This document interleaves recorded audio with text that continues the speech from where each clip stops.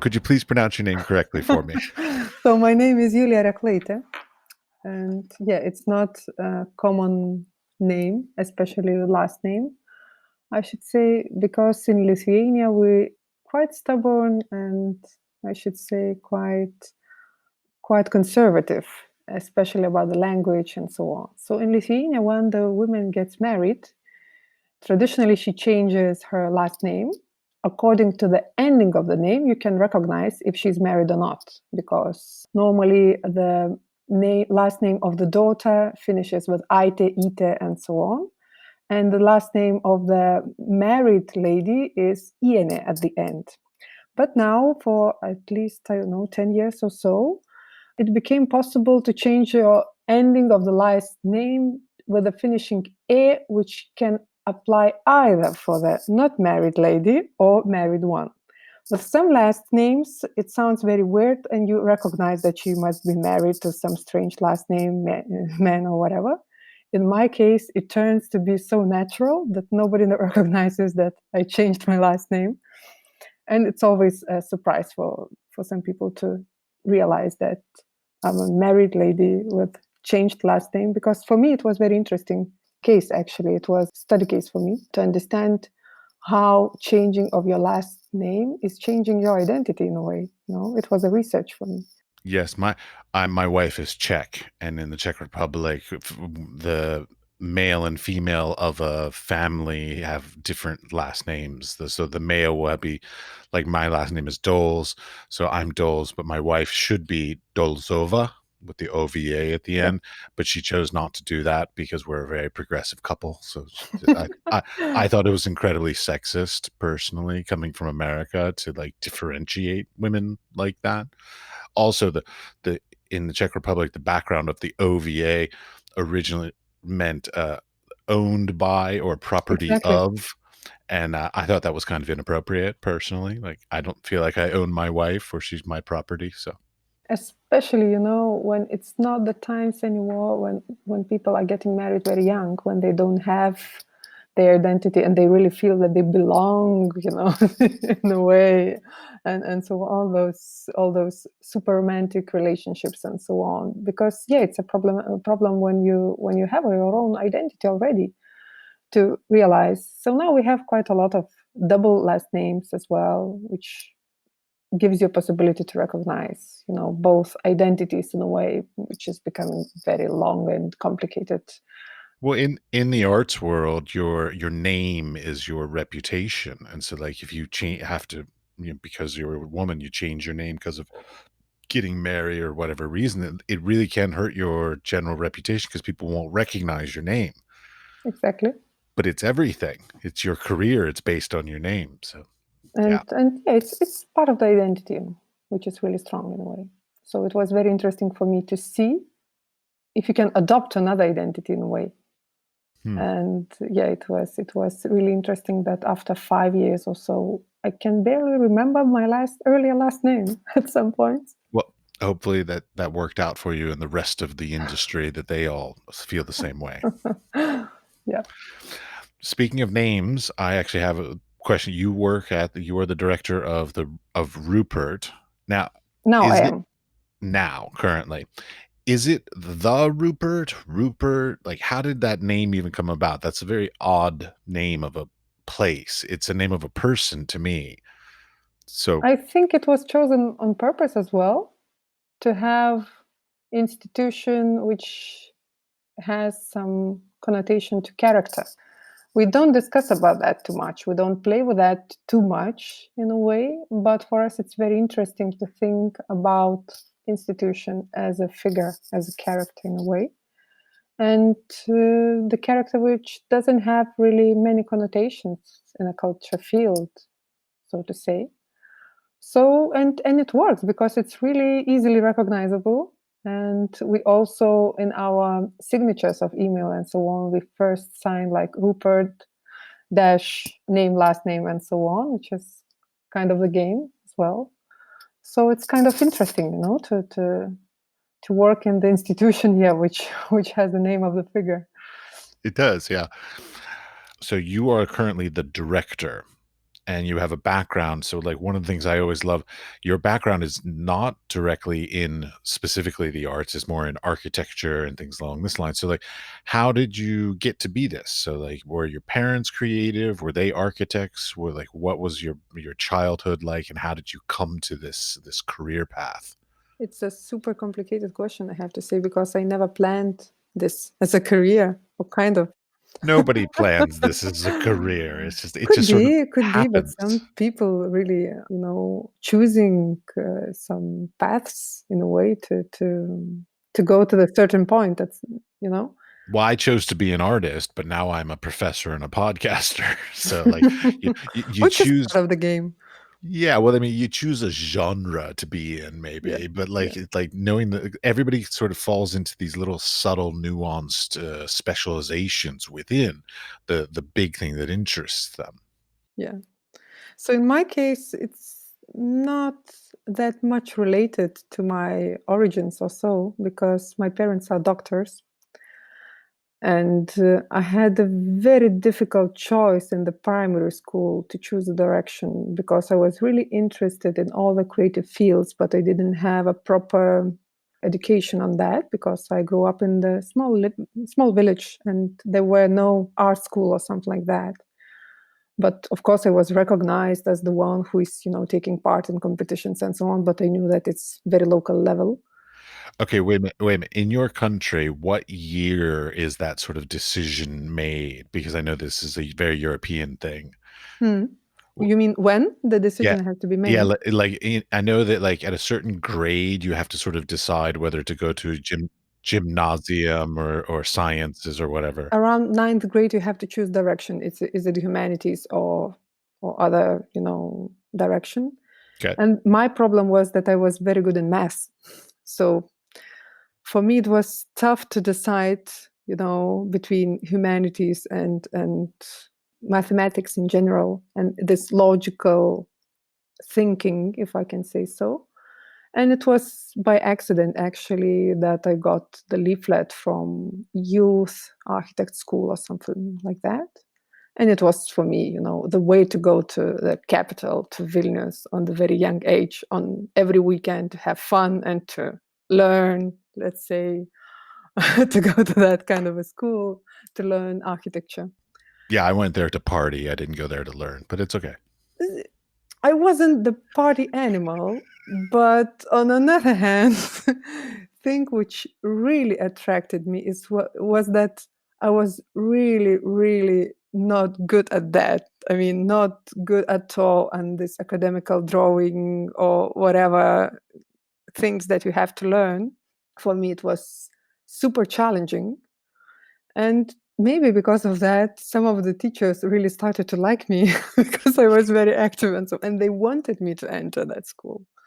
And it Interesting. Okay. happened that I managed to do that, and it was very interesting period of studies. And I started bachelor, then very quickly I got master, and without any gap, I entered to PhD and so on. So it was my path, actually, and it was by accident that I turned more to the arts field, because it's also a very funny story, so to say, that our faculty of architecture in Gediminas Technical University, we were very lucky that we were not studying in that technical university. Our department was in the city center, in the old town, rather isolated, and we had enough freedom to look around and to go around and so on. And on the same time, I think it was third or fourth grade of the university, on another side of the street, it was almost abandoned, like privatized cinema,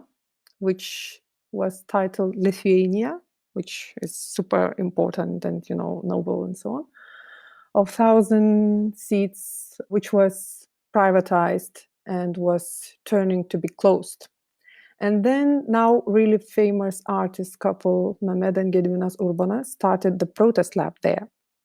And just by accident, because it was on another side of the street, and we were really interested in all this movement of public space notion in general, and what does it mean to have a public space, to have a right to speak, and so on. When you're studying architecture, it's quite an opposite way of thinking, but it's really striking when you're at the very young age.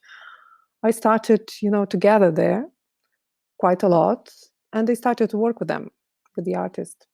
And I have to say that this was, in a way, the turn for me to go to another side and to realize that a lot of ideas, themes, and topics could be realized in another way or discussed in another way in arts field than in architecture, because architecture is a very slow and very pragmatic process. And not so many architects have this luxury possibility, to express themselves in a way, or to discuss via their work, or to make things loud.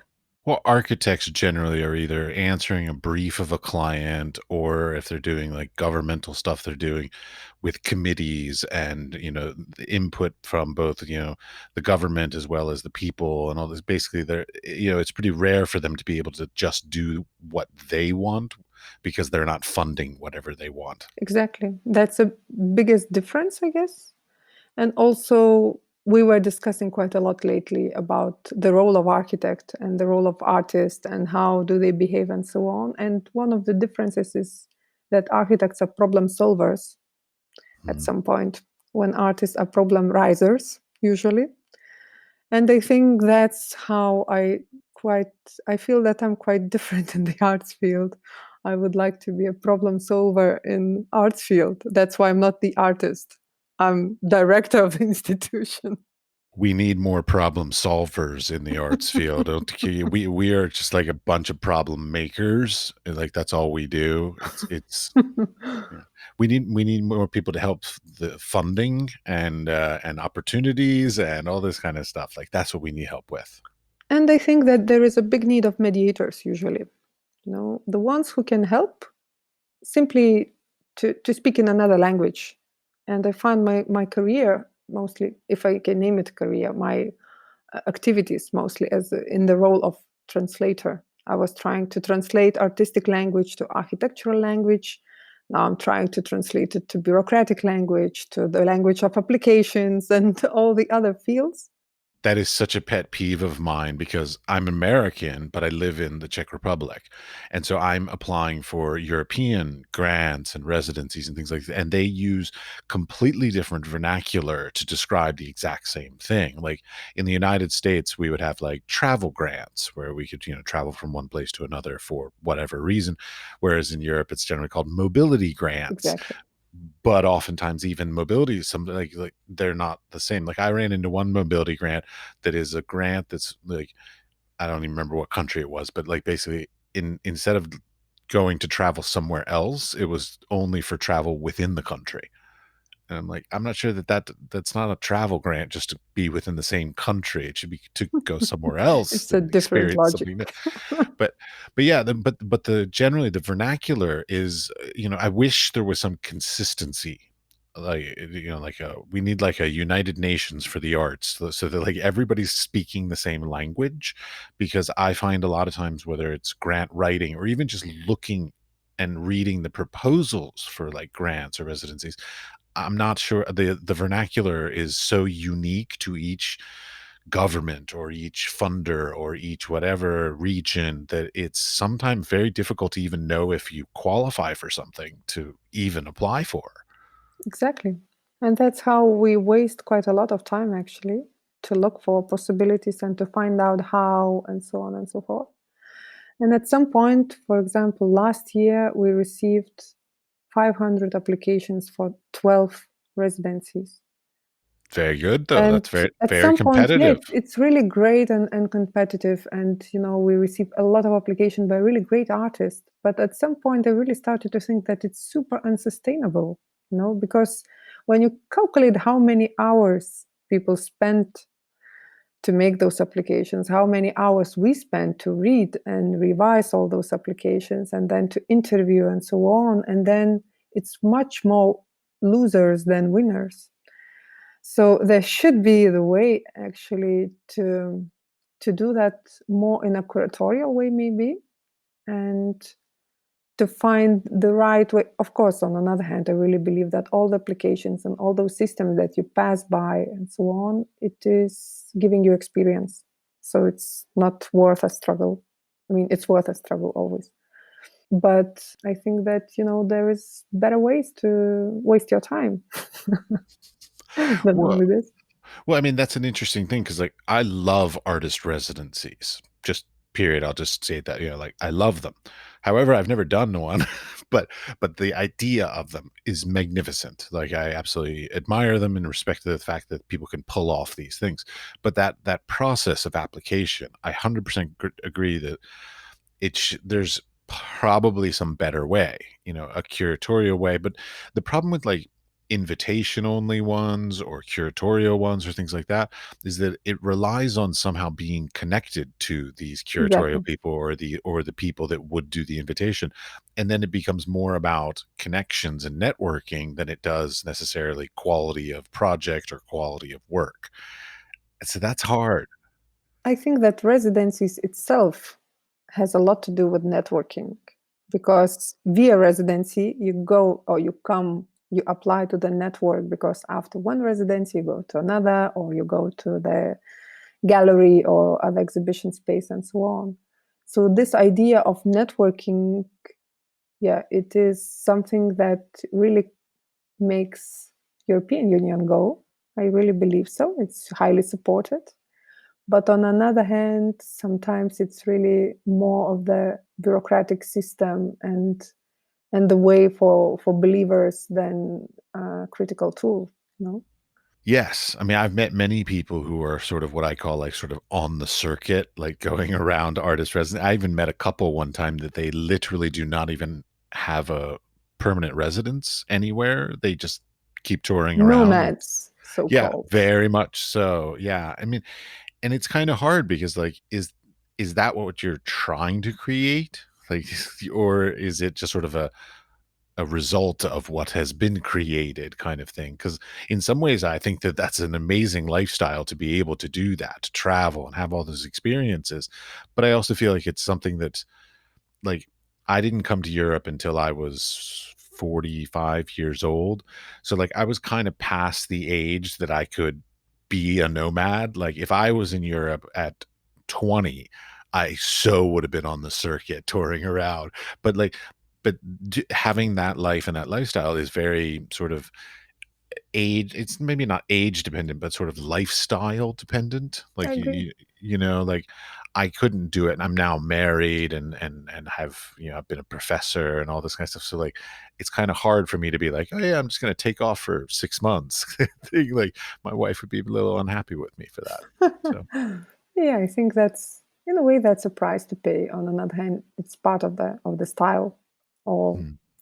or of the period of the life usually. So that's why I pay most of the attention, or we pay as an institution most of the attention to the young artists who are just starting their careers, not defined by the age or something, but really at the beginning of their careers, because I think that's certainly the way to help in a way, and to start to develop.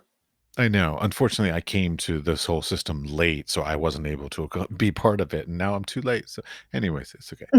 It's never, it's, you can never answer to the question, is it too early or too late? Because yeah, I really remember some conversations with the artists that, by the certain age you are always treated as young artist, and then suddenly you are like already gone, or some, I mean, there is no mid-career artist.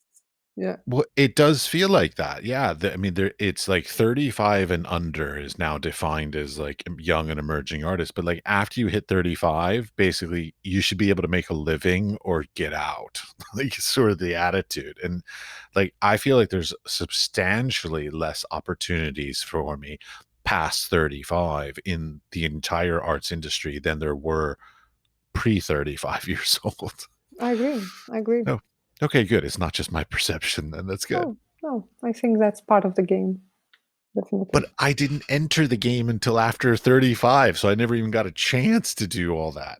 Whatever. You could try to do that in Scandinavia, where, lifetime learning and stuff like that is part of the. I just did my family genealogy, and I found out that we're a very prominent Finnish family, is what our heritage is Finnish. So that's kind of cool. So, anyways, all right. Another thing, I was looking on the website and I read some bios about you and all this kind of stuff, and I'm fascinated by the Lithuanian Space Agency. Hmm. What is that exactly? Like, and when I read this stuff on the website, to me, it seemed more like a concept. So, like, what is it literally? What it is exactly is the question. Like, physically, what is it? Uh, Do you have spaceships? I'm just want to know. it's a speculative project, if I can say so. But on another hand, we were discussing about that in the team today. Should we work with our fake institution, like to go with that and to play with that? But it's not a fake institution because we are real, and we are real as a bunch of people who is working hard for that project. So Lithuanian Space Agency is officially Lithuanian representation in Venice Architecture Biennial, 17th Architecture Biennial, which was postponed. It was supposed to be open last May, and it's going to happen hopefully next year. And that's the agency which deals with gravity issues and is doing research and is doing quite many speculative projects between arts, science, and so on, and different fields of arts that are dealing with the aesthetics of gravity, if I can explain it in short. So the agency is established or just, founded by the artist Julijonas Urbonas. And we have all the roles like curator, commissioner, and so on. And we are working with that project for Venice. And we almost published our first annual report, by the way, which is another. Congratulations. Yeah. But okay, wait, take a step back. Okay, the Venice Biennale. It's not the Biennale. It's the architecture one. So is Architecture the Biennale still, it's oh, it's still Biennale. okay. So okay, the the Venice. How does that happen? So like what so the somebody from the government of Lithuania said we have to have an exhibition in the Venice Biennale, Why and don't so we do space agents? yeah. So could you create a space agency to do that? Like, how did that get connected Yeah, and yeah. get created in the first place? That's a good turn when you think about the agency to be appointed, no, to represent. No, in our case in Lithuania, we have an open competition every time to represent the country in Venice Architecture or Arts Biennial. And every time in the selection process, we have to represent idea as well as the team. So it's 50 to 50% of the goal. So in this case, Rupert is the institution which is representing, and we have actually in the application the title of the project was a little bit different, but we had the general idea of how is it going to look like and so on. And during this very long process, because when we think about the moment when we started to think about that, when we did the application and when the Biennale is going to be over, it's going to be almost 4 years in total. So it's a very long process during which we kind of founded institution, and then we are working on that. Yeah. So in our case, it's always an open competition. Interesting. Okay, so you're investigating gravity. Could you be a little bit more specific than that? It's difficult for me to answer the question when it is mostly I'm only representing the artist and the team and so on. I'm a commissioner myself, and the investigator of the gravity is the artist Julijonas Urbonas. But basically, yeah, he's the artist and researcher and so on and so forth, engineer and designer. He can behave in different ways. And yeah, I can speak a little bit about him if you agree. Sure. Yeah. He is the guy who grew up in the amusement park. So his story is that he grew up in the amusement park in Fun. Klaipėda, yeah, to have some fun. And the story is that his father was against Soviet education system. So he didn't go to the kindergarten, but he had a luxury life to go to the amusement park every day. No, but the problem was that he got sick and so on, and he didn't enjoy that. And later on, when he was studying design in Art Academy and so on, he became a director of that amusement park, on the same amusement park. And he started to think about that critical amusement, we name it like that now, as a design tool. Now, how your emotions and your behavior is designed, that a lot of people are waiting in the queue for hours for those 30 seconds of fun, which is in a mix of getting really sick, and they go again next day. And he started to deal with that. And another thing which is striking him a lot is the space itself, like a how do all our behaviors and notions, identity, and so on is changing when we're dealing about things not on the earth, where we really depend on gravity, but in the space. And main research that we are doing for Venice is the idea of planet of people.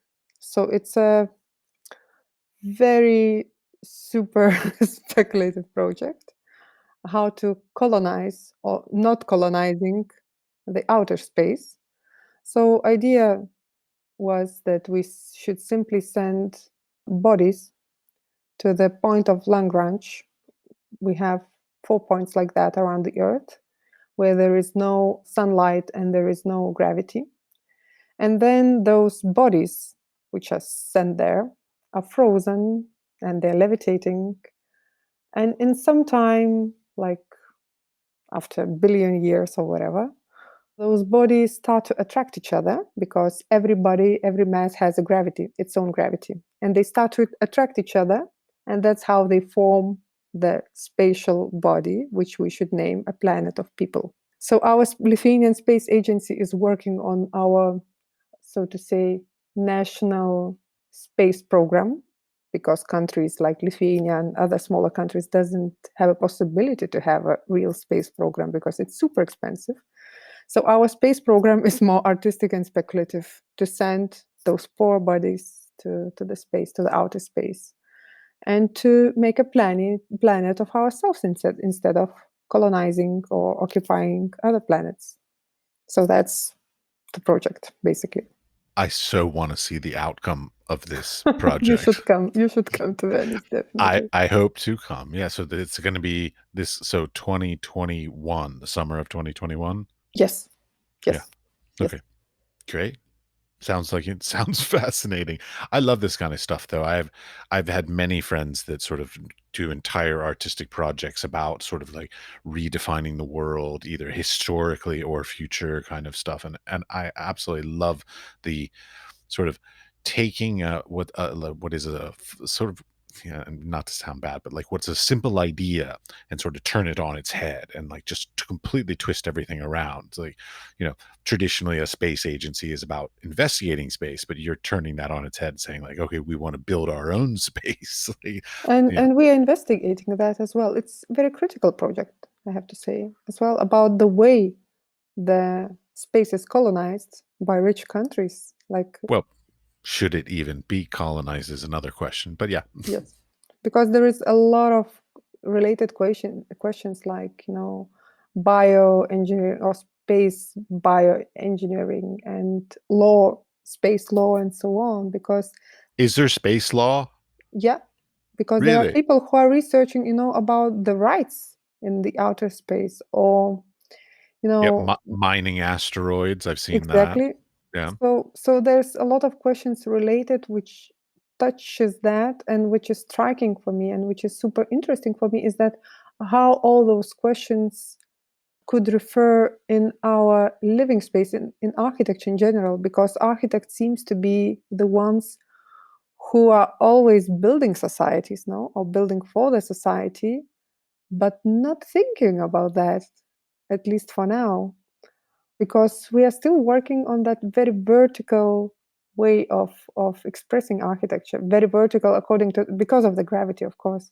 Like, we are building shelters still, and whenever anything is brought in the outer space, it has very earthly shape. Well, I mean, it's interesting because, like, I've done studies of stuff like the difference between design of a home in, let's say, Spain versus Japan versus Finland versus America, and then even within America that varies as well. So, like, the nature of like how a culture, well, the question I guess would be like, does the culture define how the houses and the homes are structured, or does the way the homes are structured define the culture?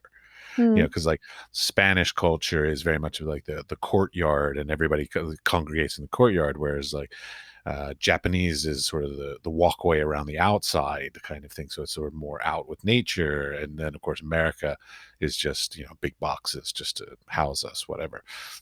Like Yeah, no yeah, thought put into it definitely. And whatsoever. it's not only the climate, it's also a very cultural thing. The way you shape your around surroundings and like I have more experience of living in Italy, and Italy is all about the street light, all life. It's all about the piazza. As such, it's very European cultural thing to have a piazza. I mean, it's where democracy starts actually, no? Because you gather together and you make decisions, you discuss, and so on and so forth. So all those relations are really, yeah, interesting. Well, it's also like I noticed coming from in America where I grew up, it is very much the home is the primary place. So you get bigger homes and smaller public places, whereas in Europe it's smaller homes, larger public places, kind of thing. So like it's a very interesting shift in that dynamic. Rather opposite, yeah. I know. I think Europe does it better though. So whatever.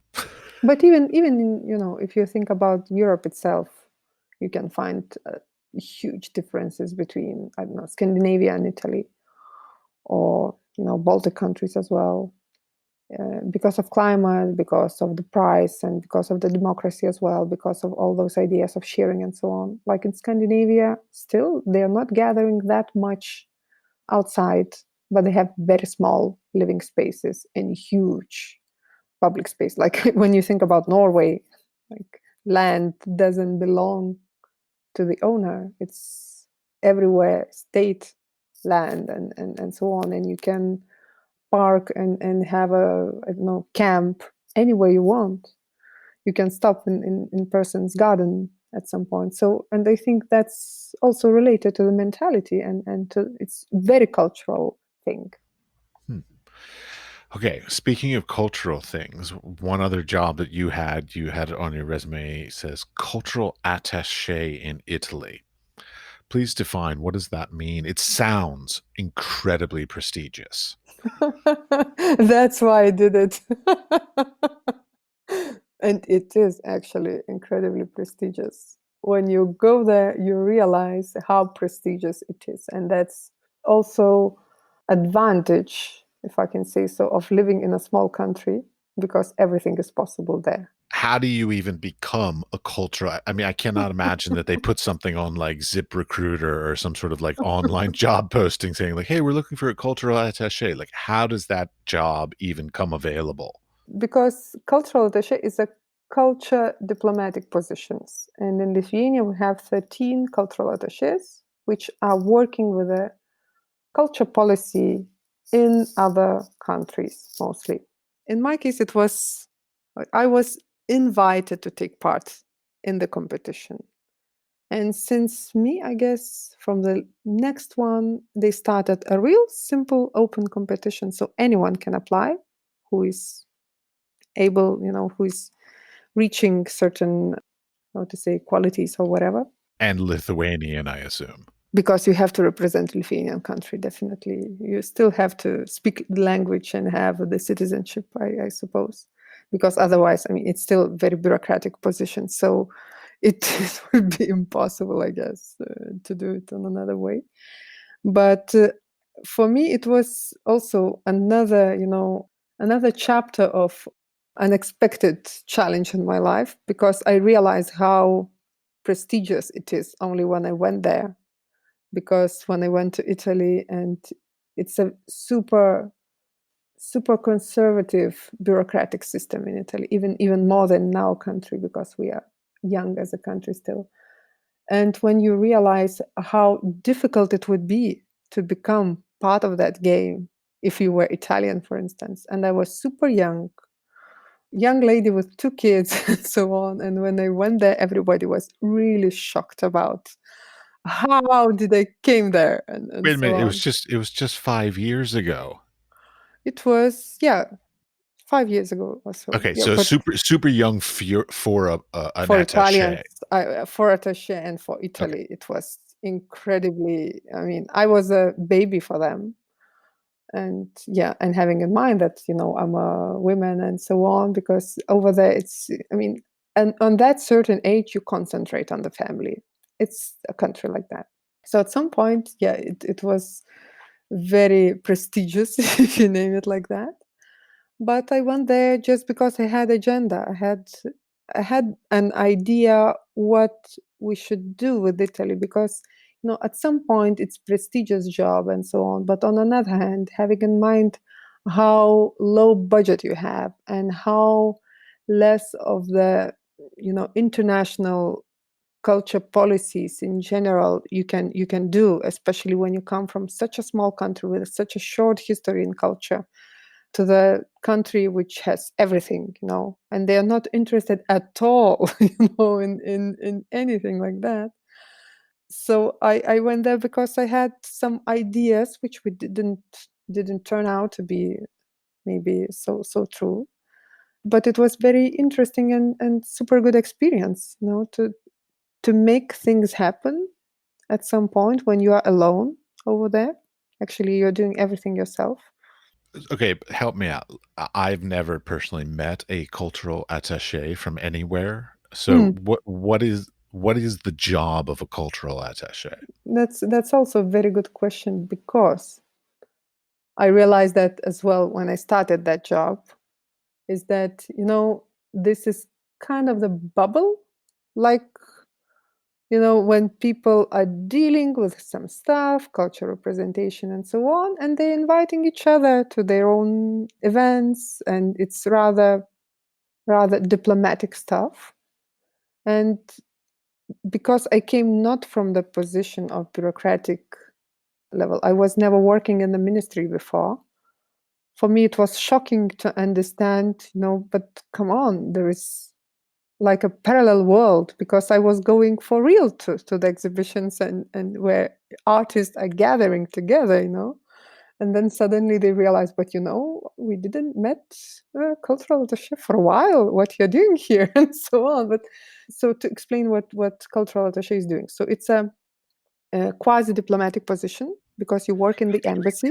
It's a quasi-diplomatic because you are not Quasi. real diplomat. I mean, because you don't work in the Ministry of Foreign Affairs, you work in the Ministry of Culture. That's why you are quasi-diplomat.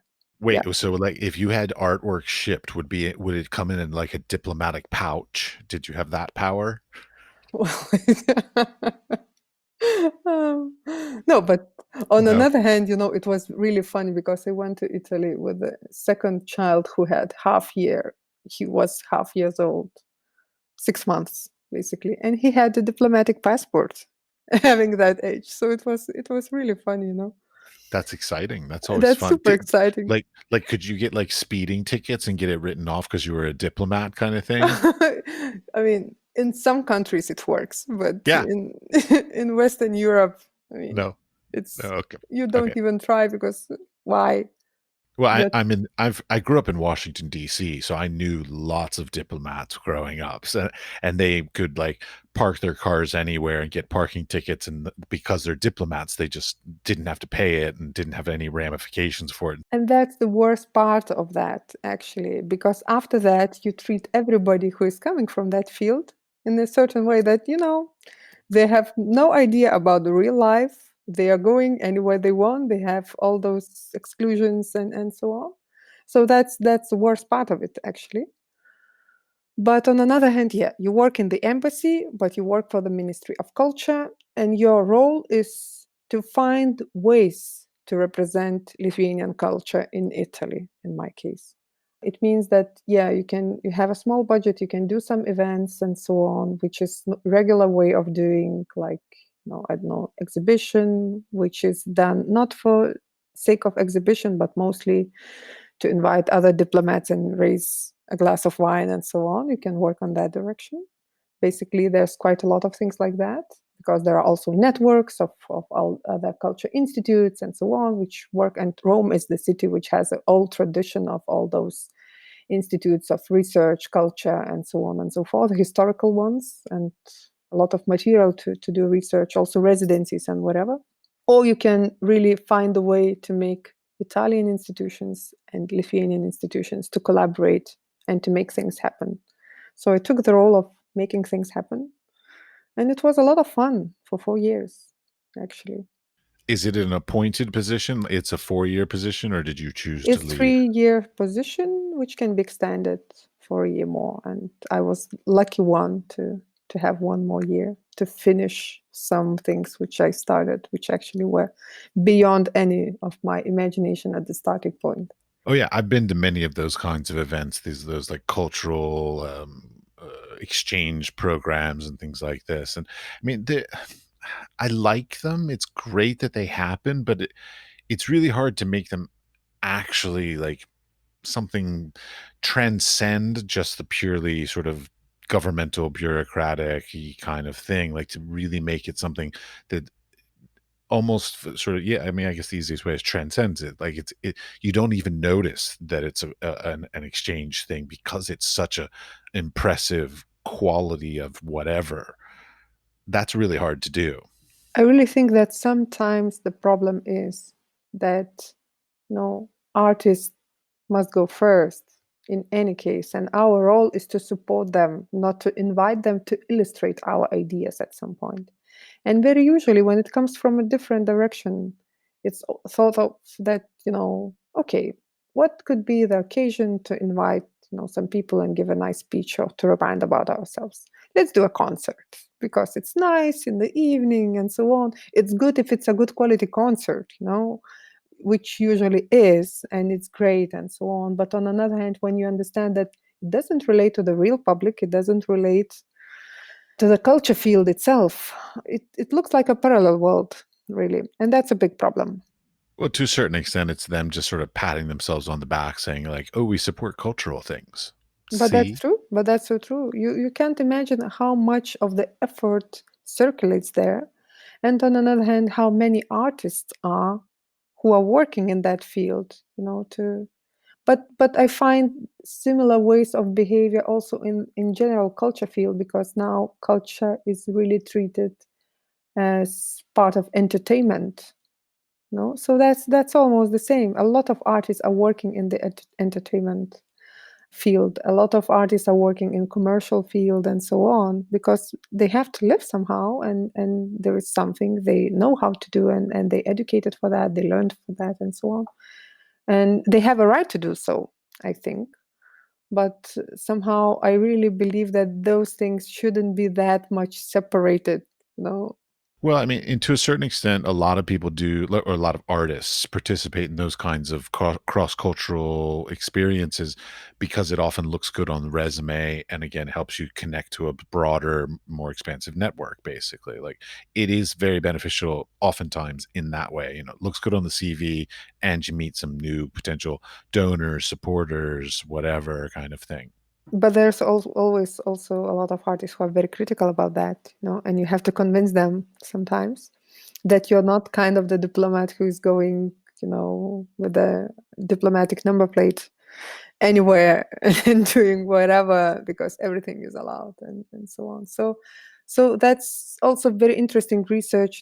How do we represent ourselves? Because to find a way to represent yourself in very general way, you have first of all to understand who you are and what you are looking for.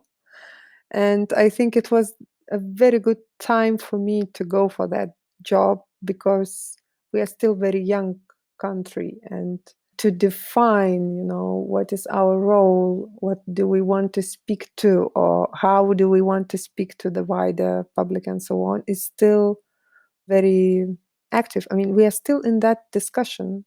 It's not developed yet. So you tell Lithuania, and the rest of the world is telling, oh, this. Now, of course, it's a Sun and Sea project or other famous Lithuanian artistic projects and so on. And I always like to emphasize when I have a possibility to speak with, I don't know, politicians or decision makers, that, you know, projects like Sun and Sea or other, you know, Venice Biennale Golden Lion winner and so on, it didn't happen because of political decisions or because of our chosen direction and so on. It happened because we have strong artists, and we have to understand why do we have those, what made it so special, and also to understand how to support them. And that's it. I'm a huge advocate of general supporting type things like government supports, private donors, patrons, whatever, any kind of thing to help artists so that they can just do what they want to do instead of making it so that they have to tailor what they do to somebody else's criteria or interests. It's a very difficult balancing act to do that seems like it's more difficult these days. You know, I think back to 50 years ago, 75 years ago, artists to a certain extent, like they were, if they put in a thing saying like, this is what I want to do, people said, okay, we like what you do, we support you, period. And they didn't say we support you but only if you work on these topics Yeah, or yeah. only in this medium, or only, they just said we love what you do, done. We Whereas believe now, that you're talented. Yeah. correct, yeah, but now there's all these additional aspects that are incorporated But into like, now it's also very difficult to define equality because it's not based on your, how to say, professionalism usually. well, but in the old days it was based on it, like the patrons and the curators and the galleries were the arbiters of good taste, kind of thing, that basically said these people are worth supporting, and then they got support. Mm. Whereas these days it's very democratized in a way that it's kind of difficult sometimes to figure out what is quality now. That's a good question. That's part of the game of all that networking and circulating, you know, in those networks and so on. Because it's really, I mean, because we don't have anymore how to measure the quality, you know? But on another hand, I also understood that, you know, in some countries there is a strong tradition of mecenatism and so on. In other countries, like we do, like in Lithuania, we have rather strong state support, which is supporting artists and so on. But I really start to think that architecture, the art, is not something to support; it's something to invest to, because we should think about the role of the artist in society, first of all, not only to entertain, not only to make our lives a little bit nicer, a little bit more beautiful, you know, some works a little bit more expensive or something like that, but to raise questions which are difficult questions, or to think outside of the box, even if it's so banal expression. And it's a very tough question nowadays, but I think it could be progressive because, you know, in those times when we have a lot of artificial intelligence and a lot of simple jobs or works to be done in a simple way, like, you know, robots and whatever it is, we should have more time to think about and to construct. And I really feel that artist's role is to think about that future, to imagine, you know, to use another tools that the rest of the society is using. I have the greatest proposal for you. Okay, for the future, for your grant residencies that you say you spend so much time on and they spend so much time, you could have an AI that's been created that can look through the applications, and the AI will decide which are the most appropriate ones for you. I think that we could be the first. I'm not sure if it doesn't happen in Japan, for instance.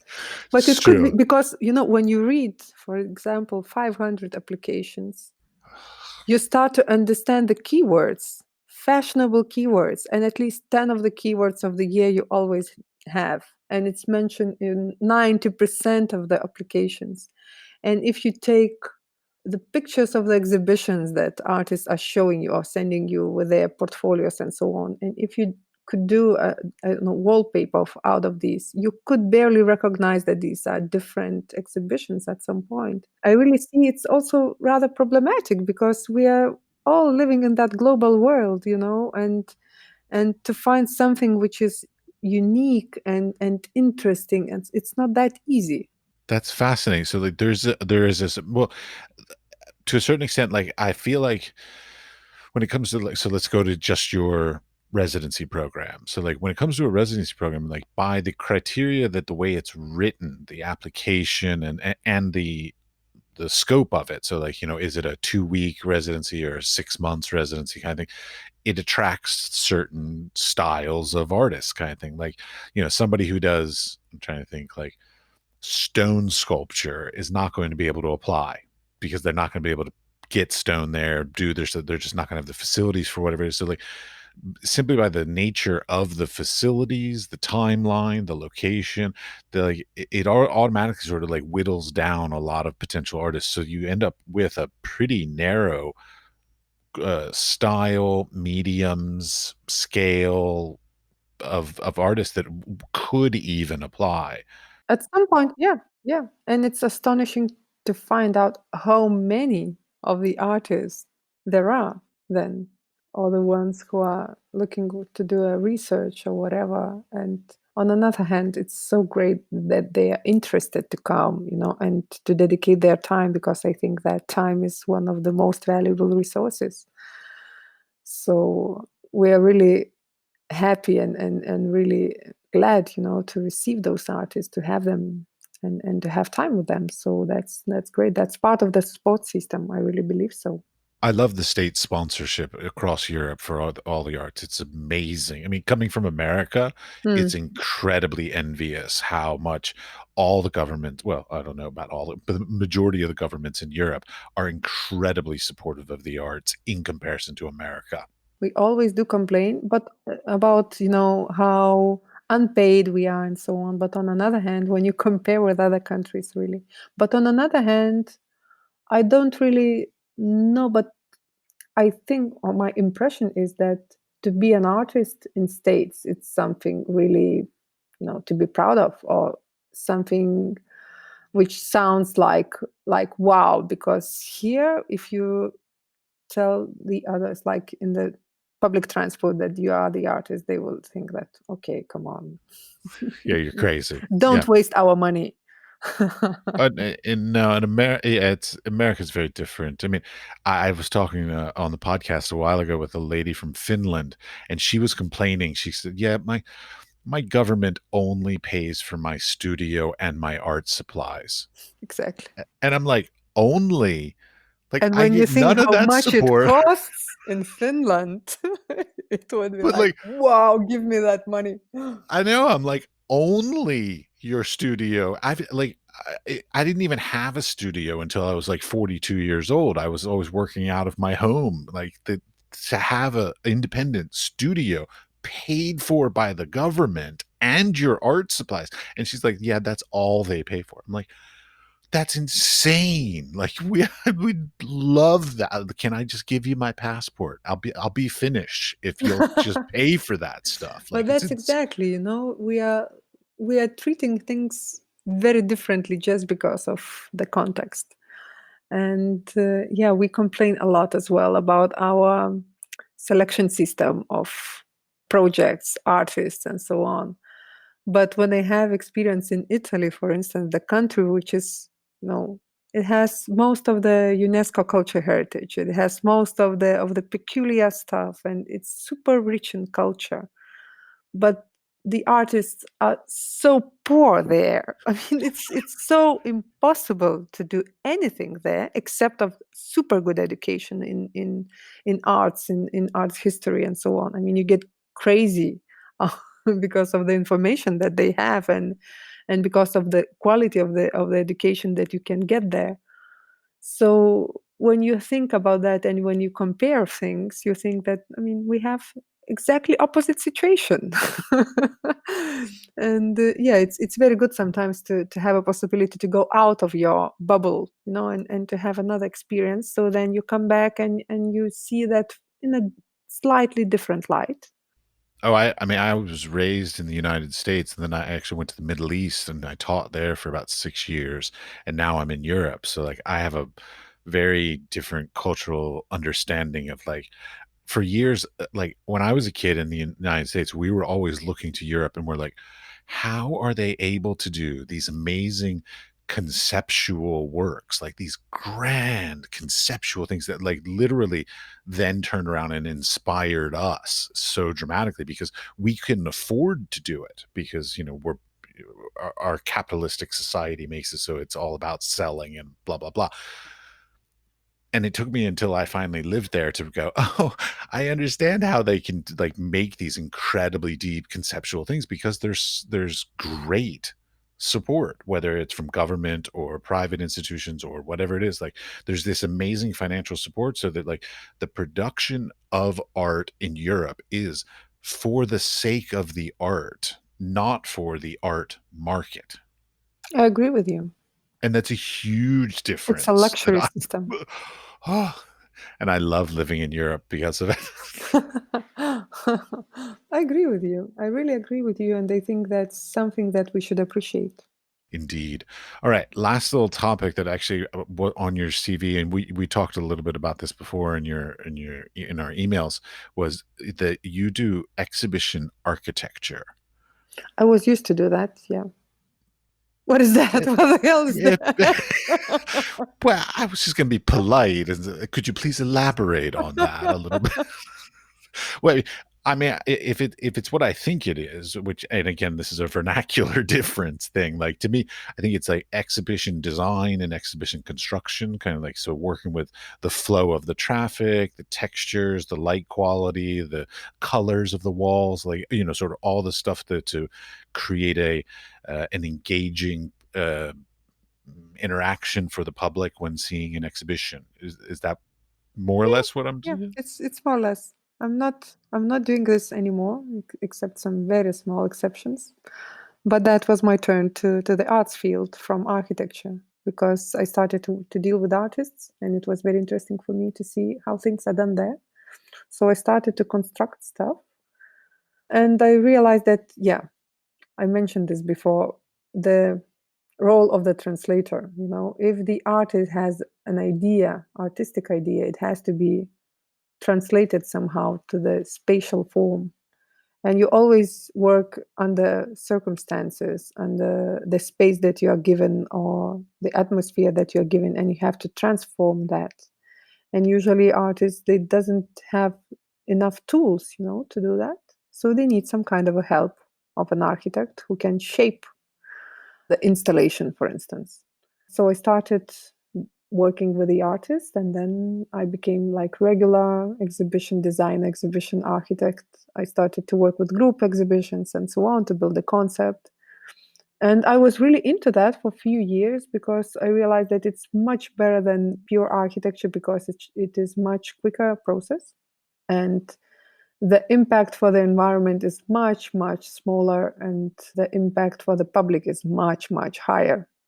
And it was very interesting to see, you know, how the visitor is coming, how he or she is turning, or how they recognize some artworks, and how attention to one or another work can be really focused, and so on. So it's, yeah, at one hand it's rather technical work to do, on another hand it's rather, can be rather artistic or scientific, or can be really atmospheric thing, like to build the atmosphere, to create the atmosphere. Okay, just to be clear, I'm all about this stuff. Like I read the psychology of like how they design stores, and like to create the right flow, and how to attract people to certain areas through colors and quality of light and all this kind of stuff, as well as museum exhibitions. Like, so give me some like insight that you experienced over it. So like I have like obsessive little things like wall colors. The white cube, I feel like, is a little bit passe at this point. So is it a bit more of a, is it, what's the thing that you found is sort of the best color to create exhibitions? Like I'm leaning more towards like neutral grays more than pure whites kind of things. Like, Mhm. so what kind of Mhm. experience have you had with that? It really depends on what you want to say, but at some point, yeah, really, white cube is focusing on the object. But if you want to immerse the visitor, I was gonna say, but in a very sterile way. yeah, yeah, absolutely. I mean, if Yeah. you want to photograph it, or if you want to focus, if you want to look at the detail, white cube is perfect with a strong light and so on. But if you want to immerse, like to make the visitor to lose the sense of the space, black one is always, giving that notion of theatrical space, of a black box instead of a white cube. And that's also a tool usually, especially when you are not pretty sure about composition and so on. Some black walls and black or gray, dark gray carpet or something like that is really focusing or framing the work. Another Well, thing is, yeah, no, I mean, like, do you go even like you even mentioned carpeting? Like, do you even go into the whole constructed nature of like concrete floors versus wood floors versus carpeting, like the physical like the physical experience of walking through a space and how the different sounds of walking can I think affect that's super important. Not so many artists or not so many institutions pay attention to that, but that's super important to notion and to invest at least a little bit of attention, because no, I don't know, visitor will always go towards the light, and as strong light as it is always attracting all the animals, humans including. If you have a possibility to turn to the right, you will always turn to the right, not to the left. And a lot of things like behavior stuff, but then also it goes, I mean, if you want to create atmosphere and it's a lot of echoes there, it doesn't work simply. So the paths, the floors, the material stuff is super important. Now there's quite a lot of people who are doing research about that material behavior, because our environment is really surrounded by fake materials. A lot of 2 millimeters, which can look like bronze or I don't know, stone or whatever, and natural materials has different acoustic or other features. So to have a possibility, to sense it, and I really think that somehow coming to the exhibition, that's why I was astonished, and that's why I'm really interested in working in that field, is that to come to the exhibition is part of the, somehow it's a celebration, it's a special occasion for you to enter to some other space. And if you want to tell something which is possible to tell by book, you should publish a book. If you can do a movie, you should do a movie. But if you want someone to come to the space has to be specific, and it has to be bodily experience, not only visual experience. Because you have a path, you have, all the things that you experience with all of your body. I've always wanted to do an exhibition where I actually create like a custom smell, so that like when you enter the space, that there's an olfactory sort of like experience that Mm. you would then associate with it. Because a lot of my life experiences, I have, scents that have sort of become triggers for memories, kind of thing. So like doing that, and then like offering some food that so they can taste something while they're looking at the art, because again, like the human experience is often more than just one sense. And so like the idea of sort of increasing all these different things, which goes back to the subtlety of wood floors versus concrete floors versus carpeting, like just the nature of how you're walking on something and the sounds that you're creating when you're walking through a space will affect your experience with the work. Definitely. And it always has influence. We just don't recognize that often. Yeah, my mom's an interior decorator, so like I'm all about this stuff. Hmm. Great, congrats. So that's your roots.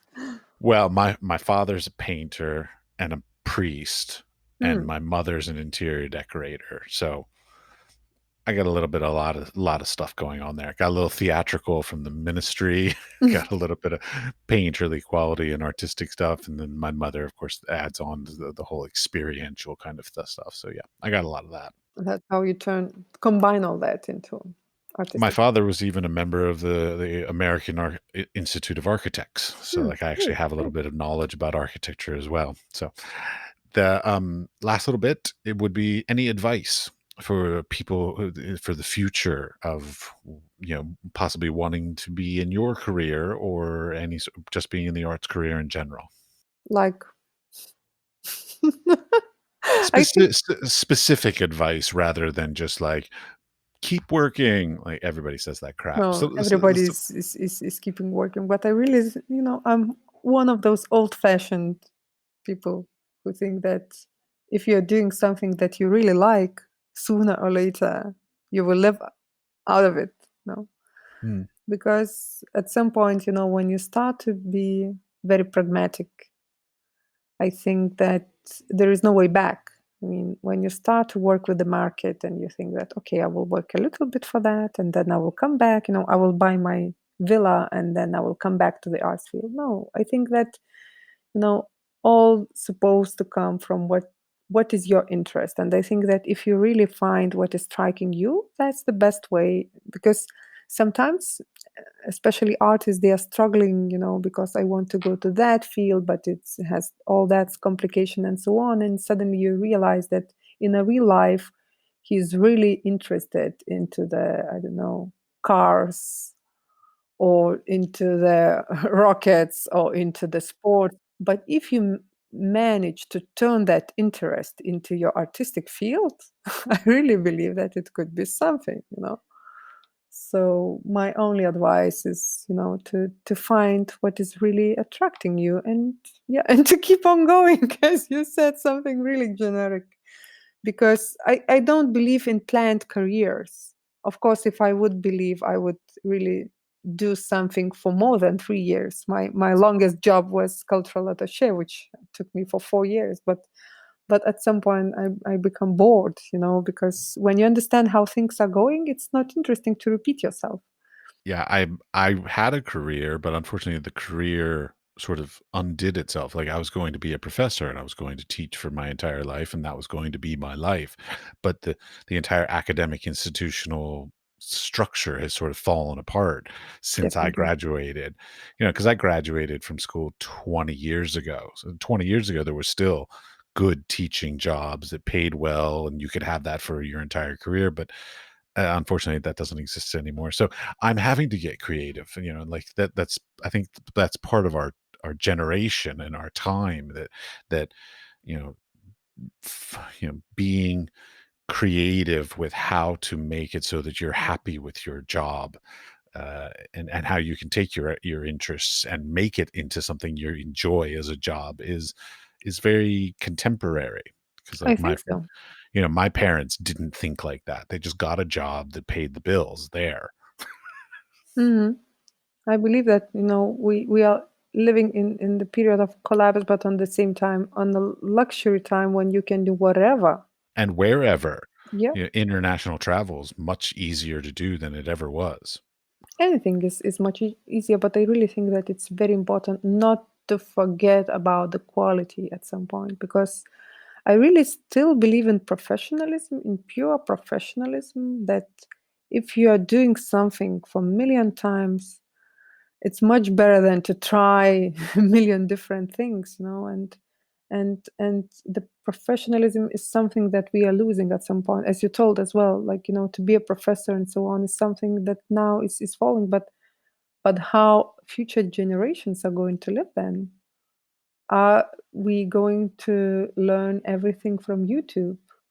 Okay, it might be, but at some point, when you meet someone who is really high level intellectual and so on, it is much, much higher impression and power and so on than anything else that can impress you.